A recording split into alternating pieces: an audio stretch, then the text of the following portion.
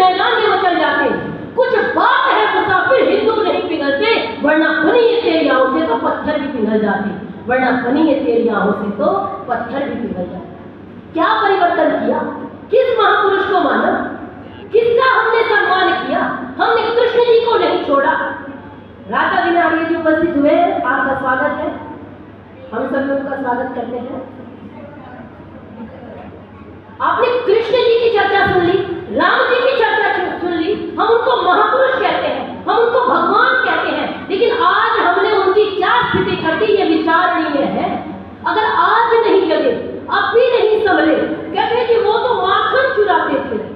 अगर वो चोर होना उनका सही है तो हमारे बच्चे भी चोर हो जाए। अरे उनका नाम गोपाल था, वो गाय का पालन करते थे, जिनको भोग विलासी बना दिया। उन्होंने 12 वर्ष तक तपस्या की थी, तपसा द्वादश वार्षिकम हिमवत वार्षमास्थाया यूमया तपसा जिता प्रत्युम्नो नाम में सुतः। हमने महाभारत नहीं पढ़ी, हमने रामायण नहीं पढ़ी, हमने वेद पढ़ना छोड़ दिया, हमने उपनिषद नहीं पढ़ी। जिस दिन से स्वाध्याय करना छोड़ दिया, उस दिन से टीवी का महाभारत हमारे लिए महाभारत हो गया। जो टीवी में दिखाया गया बस वही कृष्ण जी है। और आज आप 3 लोगों की उपासना करते हैं। बहुत ज्यादा हिंदू समाज जिनकी उपासना करता है वो 3 लोग हैं। मर्यादा पुरुषोत्तम श्री राम, योगी राज श्री कृष्णचंद्र जी महाराज और एक शिव जी की उपासना करता है। तीनों की बहुत ज्यादा उपासना होती है। श्रावण मास तो पूरा ही शिव जी की उपासना में गया।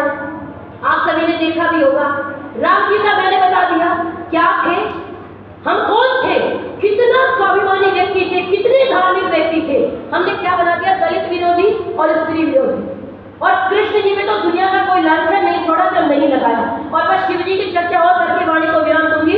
अभी शिव जी का और देख लीजिए, हमारे शिव जी उपासक है, हम उनको कहते हैं हम तो शिव जी के उपासक है, हम तो शिव जी की उपासना करते हैं, हमारे आराध्य है, हम उनकी पूजा करते हैं, भगवान मानते हैं। कुछ लोग ईश्वर मान रहे हैं, लेकिन उसके बाद क्या कहते हैं, नीलकंठ पर चढ़ गया भोला, पी गया बाल्टी भांग। विचार करके देखो, इसको उत्थान कहते हैं या पतन कहते हैं। आज भी हमारी आत्मा नहीं दुखी होती, हमारा कलेजा नहीं कांपता। नीलकंठ पर चढ़ गया भोला, पी गया बाल्टी भांग। उनको नशेड़ी बना दिया, भंगेड़ी बना दिया। आप विचार करो, जिनके आराध्य हमने खुद के आराध्य स्वयं नशेड़ी बना दी, गंजेड़ी बना दिए, तो हम स्वाभिमानी कैसे रह सकते हैं? अगर बस यही कहूंगी कि धर्म एवं हतो हन्ति धर्मो रक्षति रक्षितः। सही उपासना कीजिए, धर्म का सही स्वरूप जानिए, स्वाध्याय कीजिए, वेदों का अध्ययन कीजिए, उपनिषदों का अध्ययन कीजिए। और महाभारत और रामायण बहुत आसान भाषा में उपलब्ध है। अगर श्लोक संस्कृत में पढ़ने नहीं आते तो हिंदी में ही पढ़ लीजिए, लेकिन कम से कम लांछन लगाने में हमारे ईश्वर, हमारे आराध्य जिनकी हमें उपासना करनी है, उनको छोड़ दीजिए। क्योंकि अगर वो नहीं बचे तो हमारे पास स्वाभिमान के लिए कुछ रह नहीं जाएगा। और याद रखिए, अंधेरा बहुत घना है। स्वामी दयानंद तो एक अकेले इतने कार्य कर रहे, तो वो ही वाली बात है कि हम दिव्य नहीं है दयानंद से, एक छोटी सी चिंगारी है, लेकिन जहां खड़े हैं वही राष्ट्र की असमत के पुजारी है, जहां खड़े हैं वही राष्ट्र की असमत के पुजारी है। तो स्वामी दयानंद के सिपाहियों को इन सब विषयों पे ध्यान देना चाहिए, क्योंकि इनके कारण हमारे देश का, समाज का, राष्ट्र का, और जिनको हम हिंदू समाज कहते हैं, सनातनी कहते हैं, लोग उनका उपहास उड़ाने लगे हैं। तो हम सभी को जागरूक होकर अपनी आवाज उठानी चाहिए। धर्म की रक्षा करेंगे तो धर्म हमारी रक्षा करेगा, और मारा हुआ धर्म आपका भी विनाश कर देगा। तो इसलिए वयम राष्ट्र जागरूक पुरोहिता, हम राष्ट्र के जागरूक पुरोहित बने और जागरूक रहेंगे तो निश्चित रूप से परिवर्तन आएगा। और अंतिम में 2 पंक्तियां कहकर वाणी को विराम दूंगी। संस्कृति के हित जो कट जाए वो माथ मुझे दो, संस्कृति के हित जो कट जाए वो माथ मुझे दो, और जो गरीबों को उठा ले वो हाथ मुझे दो।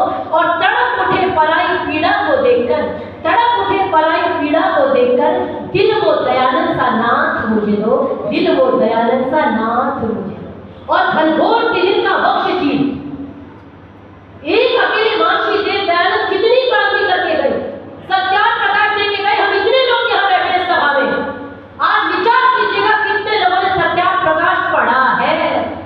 मैं हाथ नहीं उठा रही, लेकिन विचार करिए कितने लोगों ने पढ़ा है। उन्होंने गो करुणानिधि लिखी, हमने कितने लोगों ने गो करुणानिधि पढ़ी है, विचार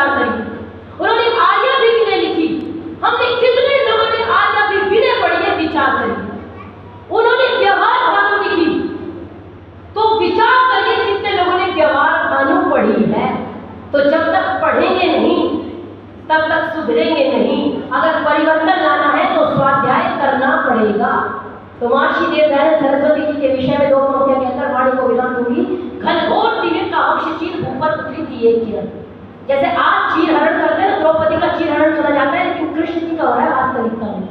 घनघोर तिमिर का वक्ष चीर भूपर उतरी थी एक किरण, संदेश सवेरे काल आई हम करते उसका अभिनंदन, और जंजीरों से जकड़े स्वदेश को राह दिखाई थी तूने, जिसको काल भी न बुझा सके वह क्षमा जलाई थी तूने, जिसको काल भी न बुझा सके वह क्षमा जलाई थी तूने। घनघोर तिमिर के आंगन में, घनघोर तिमिर के आंगन में तू बीज उषा के बोता था, आवाज लगाई थी तूने जब सारा भारत सोता था, आवाज लगाई थी तूने जब सारा भारत सोता था।